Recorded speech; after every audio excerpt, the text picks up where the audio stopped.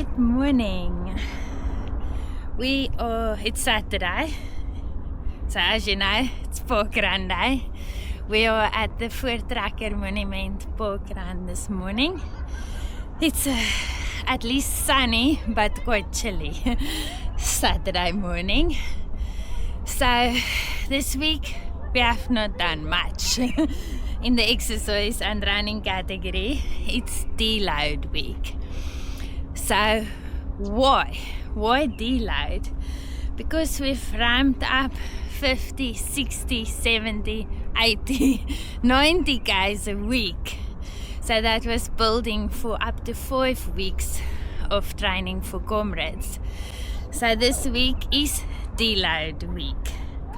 Throughout this run, I'll explain why and what deload week is. Stay tuned. Running less when you're training for Comrades Marathon can feel really uncomfortable, especially after months of building momentum, because somewhere along the way, a lot of us start believing that more mileage always equals more fitness. More suffering equals more progress. And if we're not exhausted, maybe we're not doing enough. But the truth is, training isn't only about how much work you can do, it's also about how much work your body can actually absorb. And that's the part runners often forget. Week after week, your body is carrying stress, and not just in the legs, but deep in the muscles, the joints, the nervous system, even mentally. Early alarms, tired legs, trying to squeeze runs around work, family, life. It all adds up. And that's exactly why a deload week matters so much. A deload week isn't quitting, it isn't being lazy, and it definitely isn't losing fitness. It's a planned step back.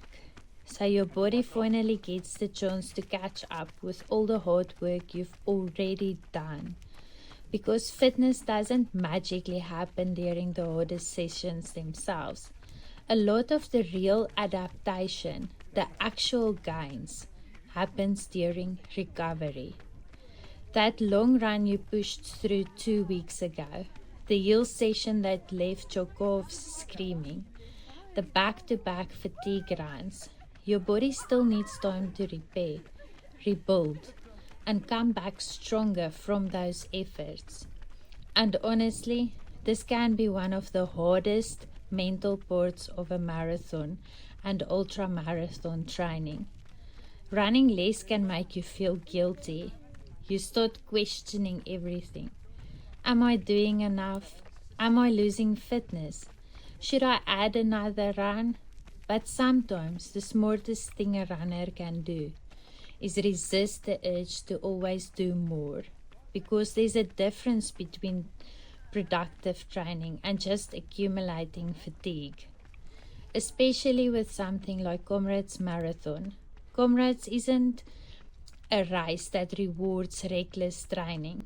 It rewards consistency. I'm supposed to be starting to see some sweat somewhere. Well done. And arriving healthy enough to actually use the fitness you spent months building. One extra hard week right now probably won't make your race. But pushing through exhaustion, ignoring recovery, or getting injured this close to race day absolutely can. So after building from 50 kilometers all the way up to 90, this week we're intentionally backing off a little, not because we're weak, not because training is falling apart, but because recovery is part of the process. The body needs space to breathe again. The legs needs to freshen up. The mind needs to reset. And honestly, sometimes you don't realize how tired you are until you finally slow down. After this deload week, we'll move into a maintenance phase of around 70 kilometers for 2 weeks. Still enough work to stay sharp, still enough to maintain fitness, but without constantly digging deeper into fatigue. The goal now isn't to become massively fitter anymore. The goal is to arrive at the start line healthy, recovered, confident, and actually excited to run, not dragging yourself there exhausted from training. Because on race day, nobody cares how tired you were during your build-up. What matters is how ready you are when the gun goes off. So this week, we slow down a little. We recover properly. We trust the process. And we remind ourselves that rest is not separate from training. This is training.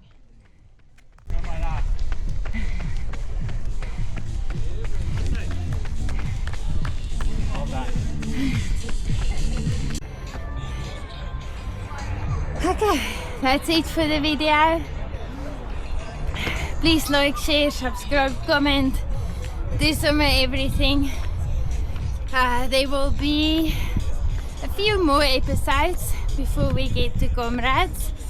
Yeah, so follow along to see if we can do it.